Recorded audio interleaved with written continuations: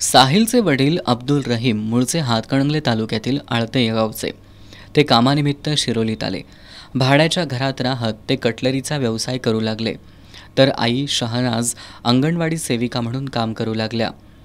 साहिल लहानपणापासूनच आजोळी म्हणजेच शनिवार पेठेत बुरुड गल्लीमध्ये राहायचा. 12वी नंतर त्याला इंजिनिअरिंगला प्रवेश घ्यायचा होता, मात्र आर्थिक परिस्थिती बेताची असल्यानं ते शक्य झालं नाही. साहिलनं BSc पदवी घेतली. घरची परिस्थिती बेताची असली तरी साहिल मात्र आपल्या विश्वातच असायचा. पण 2014 साली वडिलांचं छत्र हरपलं आणि साहिलला कुटुंबाच्या जबाबदारीची जाणीव झाली. वडिलांच्या निधनानंतर जाणवू लागलं की बाबा मार्केटिंगच्या जॉबमध्ये, कारण माझ्याकडं आजरा, चंदगड, गडिंग्लज हा भाग असल्यामुळे सकाळी 7ला बाहेर पडणं आणि रात्री 10 वाजता येणं हा रोजच्या सवयीचा रुटीनचा भाग झालेला. आणि नोकरीची शाश्वती नव्हती, आर्थिक स्थिरता नव्हती. म्हणून म्हटलं आपण स्पर्धा परीक्षेकडे वळूया. म्हणून 2016 साली मी MPSCची तयारी चालू केली. साहिलचा नोकरीच्या निमित्तानं चंदगड, आजरा, गडहिंग्लज या भागांमध्ये दुचाकीवरून 150 ते 200 किलोमीटरचा प्रवास व्हायचा. सकाळी 7 वाजल्यापासून रात्री 10 ते 11 वाजेपर्यंत मेहनत करून सुद्धा पदरात फारसं काही पडायचं नाही. त्यामुळं साहिल अस्वस्थ असायचा. याच अस्वस्थतेतून त्यानं स्पर्धा परीक्षा देत फौजदार बनण्याचं स्वप्न बाळगलं. 2016 पासून स्पर्धा परीक्षा देणाऱ्या साहिलला पहिल्या 2 प्रयत्नांमध्ये अपयश आलं. यश मिळत नसल्यानं साहिलनं स्पर्धा परीक्षांचा नाद सोडला. त्यावेळी अशी परिस्थिती झाली की माझ्याबरोबरची जी माझी सहकारी मित्रमैत्रिणी होत्या त्या सगळ्या सिलेक्ट झाल्या, पण मी झालो नाही. गड आला पण सिंह गेला अशी परिस्थिती माझ्या बाबतीत झाली. आणि एक डिप्रेशन माझ्या मनात आलं की इतकं करून आपण म्हणजे स्वतः पाया खणून इमारत उभी करून ज्यावेळेला कळस चढवायचा होता त्यावेळेला तो कळस घेऊन मी पडलो. मग पुन्हा ज्यावेळेला कोरोनाचा काळ आला त्यावेळेला मी पुन्हा स्पर्धा परीक्षेचा अभ्यास म्हणजे मी 2018 नंतर मी MPSC बंद करून टाकलेली. आपल्या रंकाळ्यावर एक छोटासा स्नॅक स्पॉट आहे तो चालू केलेला.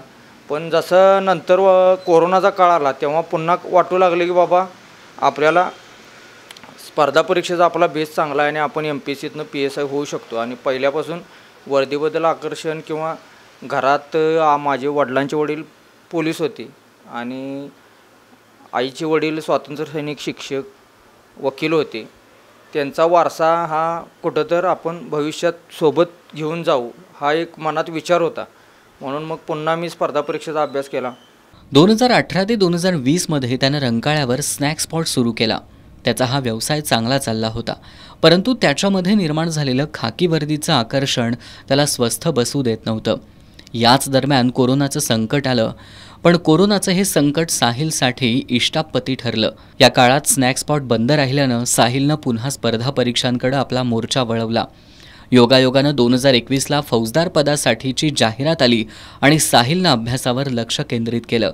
त्यानं आपलं स्वप्न पूर्ण करण्यासाठी जी जीवतोड मेहनत घेतली त्या मेहनतीमुळंच 10 एप्रिलला जाहीर झालेल्या फौजदार परीक्षेच्या निकालात साहिलनं राज्यात OBC प्रवर्गात 6वा क्रमांक पटकावत यशाला गवसणी घातली. श्रीमंत शाहू महाराज छत्रपती, आमदार सतेज पाटील यांनी साहिलचं कौतुक केलं. आपला मुलगा अधिकारी झाल्याचं शहनाज मुजावर यांना विशेष आनंद वाटतो. मी एवढेच म्हणेन की आमच्या प्रामाणिकपणाची पोचपावती मी माझ्या मुलामध्ये बघितली, कामाची पोचपावती. आणि आमचं एक ध्येय होतं की मुलगा अधिकारी व्हावा. माझ्या वडिलांचं पण ध्येय होतं, ते मुलाने माझ्या करून दाखवलं.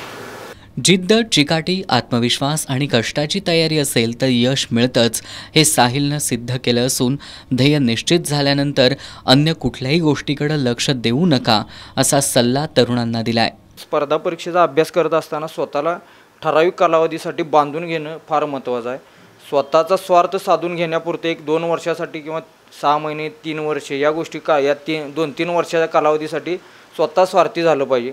स्पर्धा परीक्षेचा अभ्यास करताना आपण आपल्या ध्येयाशी म्हणजे तुम्हाला MPSCतून जी पोस्ट मिळवायची आहे त्याच्याबद्दल तुम्ही स्वतः प्रामाणिक असलं पाहिजे. तुमचे प्रयत्न प्रामाणिक पाहिजेत आणि तुमच्या घरच्यांनी किंवा आता तुमच्या कुटुंबाची जी तुमच्याबद्दल एक इच्छा असते की बाबा माझा मुलगा अधिकारी व्हावा, या गोष्टींची पूर्तता करायसाठी आपण त्या गोष्टी स्वतःच्या रुटीनमध्ये आणल्या पाहिजेत. साहिलच्या वडिलांचे वडील पोलीस खात्यात होते, तर आईचे वडील स्वातंत्र्य सैनिक होते. त्यामुळे देशप्रेम साहिलच्या रक्तातच आहे. देशहितासाठी आपल्या मुलानं काम करावं हे आईचं स्वप्न आज साहिलनं पूर्ण केलंय. साहिलपासून प्रेरणा घेत अनेक तरुण स्पर्धा परीक्षांसह आपापल्या क्षेत्रात नक्की यश मिळवतील यात शंका नाही. कॅमेरामॅन सर्वेश उरुणकरसह संगम कांबळे.